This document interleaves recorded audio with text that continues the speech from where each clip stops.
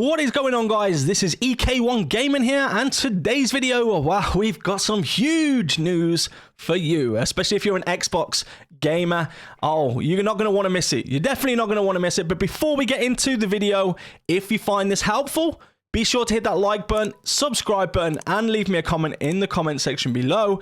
That also enters you into our Outriders giveaway. We're giving away multiple copies of Outriders. All you have to do is go to any of our Outriders videos that we've posted ever, all the way up to the launch day, and just leave me a comment in the comment section below. Now, the more videos you comment on, the more chances you're going to have of winning a full copy of Outriders on the platform of your choice. So go ahead and go and spam those videos.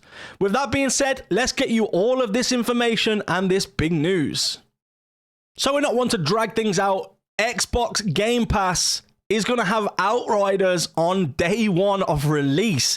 That means that all of you Xbox Game Pass players or Game Pass owners will get Outriders included within that from day one. So that's a huge step for Outriders, especially if you are on Xbox, to be able to get access to the game from day one for just your monthly subscription to the Game Pass. Now, there is some questions that people have asked, and Outriders themselves have confirmed it today as well. They've answered some of the most popular questions.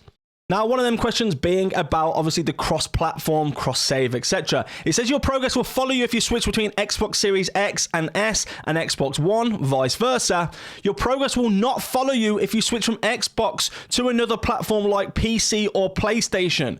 Similarly, your progress will not follow you if you switch from Xbox to another platform. So basically, if you got it on Xbox, you're going to have to stick to Xbox. Your progress will not go over to other platforms. And then obviously the main question, can you cancel your pre-order for Outriders on Xbox because of the Game Pass news? And they're saying yes. Yes, you can cancel. There are instructions on the screen now how to cancel. It's pretty easy to do. Just go onto your account, look at your pre-orders, and click the cancel button. If you've got Amazon or anything like that, they are saying you're going to have to contact Amazon, or you're going to have to contact Game, or wherever you buy in the game from. But as far as they're concerned, feel free to cancel your pre-order if you've got the Game Pass, because you're going to be paying for two different things, and you might as well get it from the Game Pass if you already paid that subscription. So to me, again, another good sign of transparency from them and the ability to be able to give you something without making you buy it twice. Now, with all that being said, there is some other news and some other details as well. Mr. Nowankowski, who is the lead design from People May Fly, answered some questions in like a Q&A session. And one of those questions was, you know, what about battle passes or microtransactions? Because previously they've said there will be no microtransactions. Now, what he has said is they are taking the old school approach. They do not want microtransactions in the game. And also, he has confirmed that they have no plans on putting any kind of paid battle pass within the game. And that to me shows, you know, they are sticking to their guns. They are sticking to what they've said. However, he doesn't rule out the fact that in the future there may be some kind of paid content, which could, to me, basically says there'll be a paid DLC, which is probably a big expansion of the story and of the map so you can explore more. However, he still, you know, really highlights the fact there'll be no microtransactions, no battle pass. So to me, staying honest, staying true again to their word is absolutely incredible. I'm really loving the way that these devs and these companies are actually handling Outriders. Now, some kind of sad news, and that is about the in-game chat. Wow, basically they have had some issues. He basically said, look, we had it all set up, it was all there, but we faced some legal issues and technical issues within the games to be able to allow in-game chat. Now, we don't know what that exactly is. We can only kind of assume that it's more kind of out of our depth to know about what's actually happening here, but it is not there. It may come post-launch. However, it's not going to be in the game. To me, that is a huge downfall to this game right now. Because if I'm playing with somebody, I'm on PS5, they're on Xbox, how do you communicate with that person? Yes, there's Discord, but PlayStation doesn't have a Discord app. Xbox don't have Discord app. There's no kind of universal chat app that I'm aware of on all consoles where you can join a chat party easily.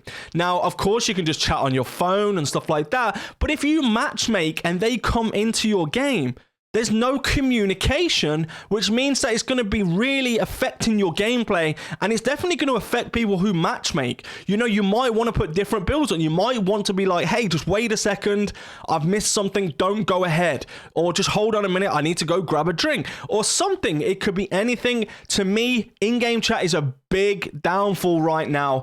I hope it gets fixed. I really do hope they do try their best.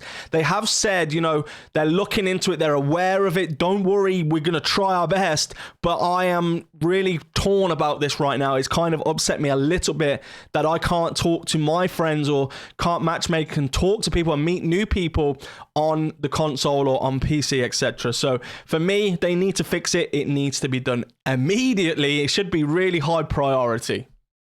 Then let's lighten it up a little bit. You know, they're saying, can you trade and drop items for your team members or your fire team? Well, no, you can't. So this isn't great in my opinion. You know, it's not great that if I get a duplicate legendary, I can't drop it for my teammate. However, I do see why they're doing this. Now, it looks like the reason they're doing this is because it does encourage monetization from the game, and they're trying to stay clear of any kind of money making or microtransactions in the game.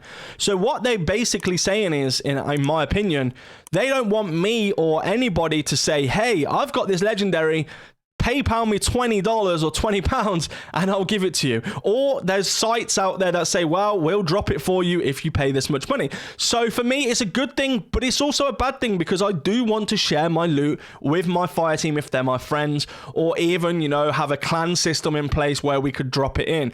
However, if you have your duplicate items and you want to switch stashes, so you want to put it in the stash and you want to put it on a different character, that is going to be okay, with some exceptions. Now, some pieces of gear are dedicated to the class that you play.